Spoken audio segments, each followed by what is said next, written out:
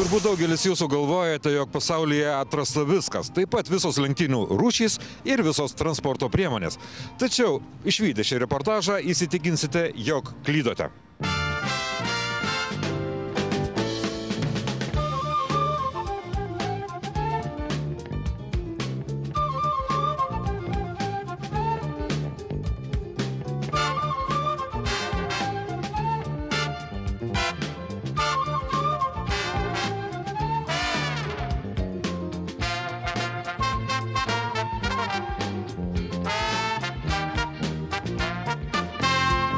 Penktadienio popietę į Zarasų centrą rinkosi žmonės. Mat čia turėjo būti neregėtos lenktynės.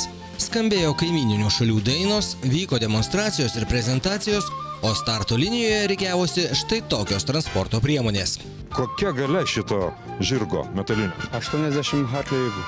Kokiu maksimaliu greičiu galite? Maksimaliu kažkur 45 km/h. Kelintas būsit? Pirmas, antras? Nu, turėtų būti, nežinau, kelintas. Šiaip turėtų laimėti draugystę, aš taip galvoju. Koks galingumas šito drego bolido?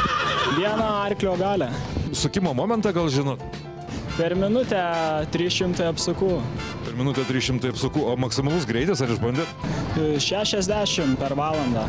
O iki 60 per kiek įsibėgėt? Per 5 sekundės. Per 5 sekundės, tai praktiškai kaip Ferrari. Nu taip. Ваш болид... Įdomu, kas senesnis, jūsų bolidas ar aš? Больше интересно или ему? Болид уже в таком возрасте, что уже... Bolidui jau tiek metų, kad net gėda sakyti. Bet manau, tokius automobilius reikia saugoti. Tai mes ir darome Latvijoje. То, что мы делаем, стараемся все в Латвии. И какая мощность? Koks jo galingumas? Mощность колеблется там... Jis turi apie 70 arklio galių. Лошадиных сил. Iš tikrųjų labai rimtos varžybos ir kadangi čia yra tarptautinio bendradarbiavimo per sienas programa, mes konkrečiai Vidaus reikalų ministerija esame už šias programas atsakingi ir dabar pirmą kartą yra švenčiama Europos bendradarbiavimo diena. Todėl aš manau, va štai šitie simboliai, kurie šiandien varžysis, aš manau parodys, ką gali ir kaip gali. Iš tikrųjų, Lietuvos simbolis toks, kaip sakyt, labai gražus, labai mielas, bet toks gal archaiškiausiai atrodantis. Na, žinant Lietuvos istoriją, aš manau, tas simbolis tikrai turi didžiulę vertę.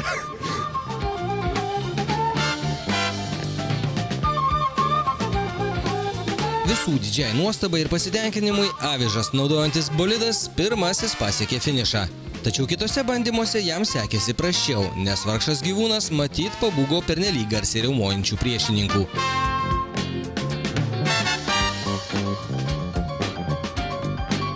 Lenktynių dalyvių vėliau laukė kitokios rungtys.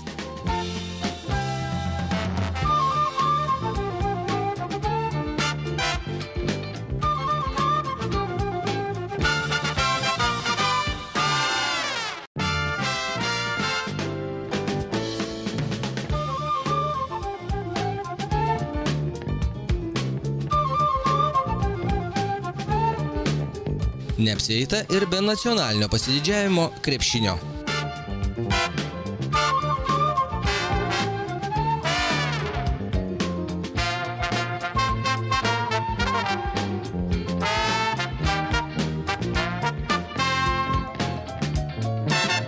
Šios lenktynės ir šventė buvo sugalvota rugsėjo 21-ąją minint Europos bendradarbiavimo dieną. Dėl to ir varžybos buvo pavadintos bendradarbiavimo lenktynėmis, o transporto priemonės simbolizavo kaimynines tautas.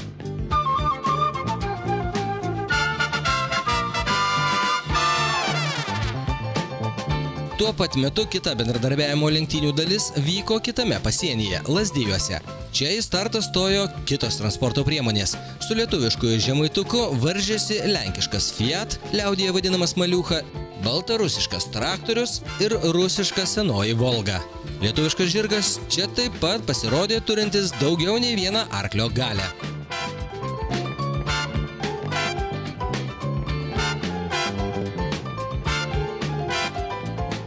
Žemaitukai daug ištvermės turi, galingi, greitai bėga.